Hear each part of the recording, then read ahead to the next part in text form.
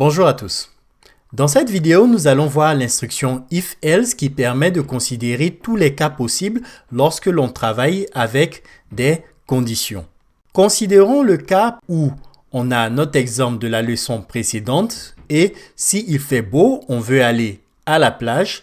Sinon, dans le reste des cas, on veut juste rester à la maison. Si on utilisait juste l'instruction if, il faudrait considérer chacun de ces cas-là et dire exactement ce qu'il faut faire. Donc, dans le cas où il fait beau, on va à la plage. Dans le cas où il fait nuageux, on regarde la télé. Dans le cas où il pleut, on regarde la télé et il faut considérer chacune de ces instructions-là. Mais avec l'instruction if-else, on peut juste considérer le fait que s'il fait beau, on part à la plage. Et sinon, dans le reste des cas, et même s'il y a un orage, on reste à la maison. Cette manière d'utiliser les conditions permet de considérer tous les autres cas possibles. Comme je l'ai dit précédemment, on peut utiliser juste des conditions if pour considérer plusieurs conditions. Mais en général, c'est mieux d'utiliser l'instruction if-else qui va considérer la condition qui nous intéresse, donc la condition 1.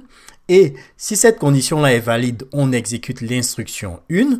Sinon, dans le reste des cas, on exécute l'instruction 2.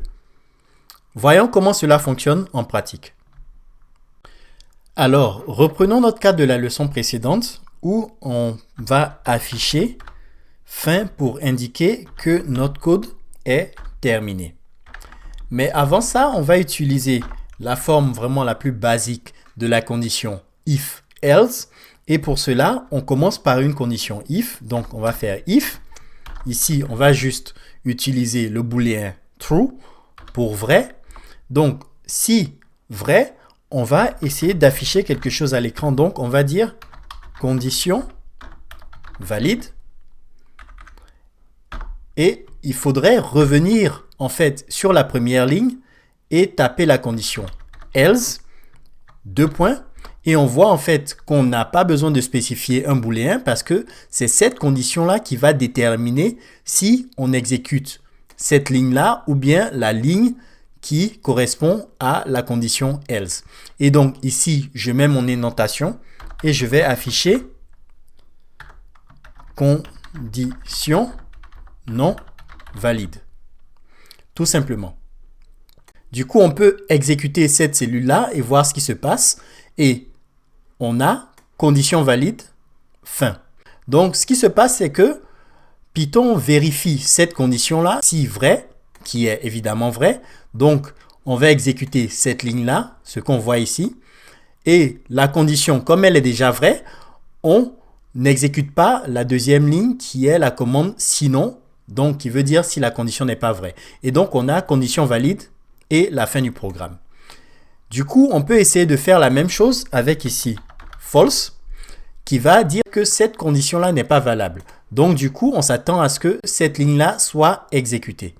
Et donc, si j'exécute le programme, on a condition non valide, fin, ce qui est exactement ce qu'on attend. Du coup, nous pouvons reprendre l'exemple qu'on a vu dans la leçon précédente, qui est notre analyseur de prix. Et on peut utiliser la condition if-else pour simplifier le programme qu'on a écrit précédemment.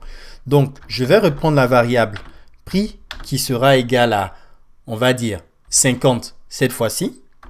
Et je vais faire if prix est inférieur ou égal à 20. On va afficher bonne affaire. Bonne affaire. Voilà. Du coup, sinon, pour cela, il faut que je revienne à la ligne.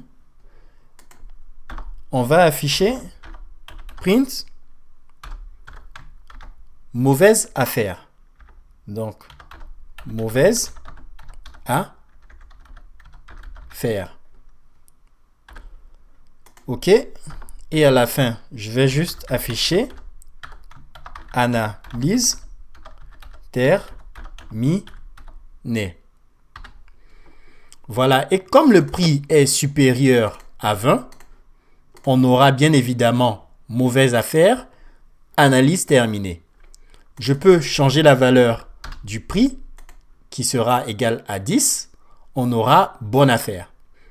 Du coup, on peut encore continuer ce programme-là et dans cette condition-là, dans le cas où le prix, par exemple, sera supérieur à 40, on va dire, on se dit, on n'achète pas le produit. Donc, on va, après cette ligne-là, mettre une autre condition if, prix est supérieur à, on avait dit 40, on va afficher print,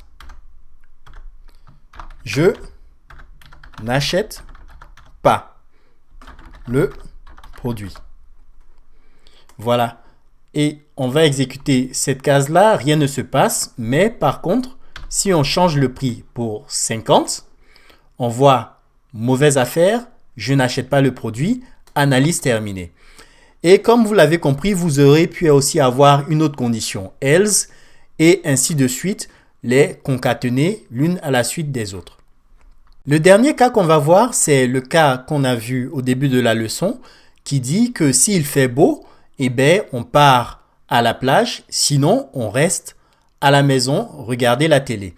Et ce cas-là va nous permettre de manipuler des chaînes de caractères.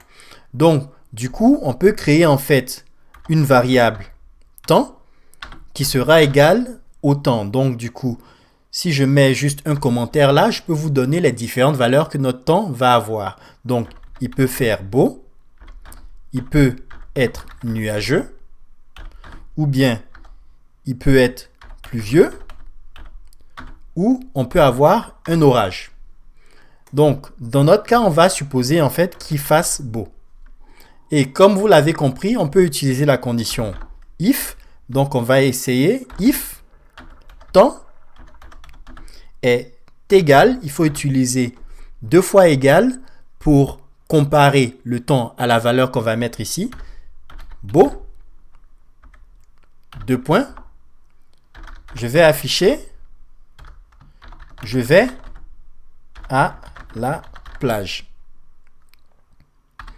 Voilà. Et sinon, dans tous les autres cas, je reste à la maison. Virgule, on va dire regarder la télé. Donc, du coup, en ce moment, il fait beau. Donc, je vais à la plage. Mais on peut sélectionner les autres cas. Donc, on va dire nuageux. Je reste à la maison, regarder la télé.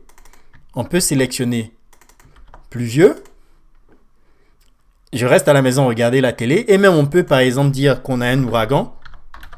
Et toujours, dans ce cas-là, on reste à la maison, regarder la télé.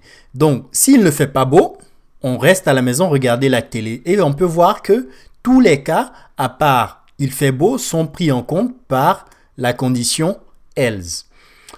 Voilà, ceci conclut cette vidéo. Du coup, si vous devez utiliser en fait des conditions, n'oubliez pas d'utiliser la condition else pour considérer tous les autres cas possibles, ce qui vous permettra en fait de ne pas faire d'erreur et d'oublier certains cas si vous utilisez uniquement la condition if. Voilà, je vous retrouve dans la prochaine vidéo.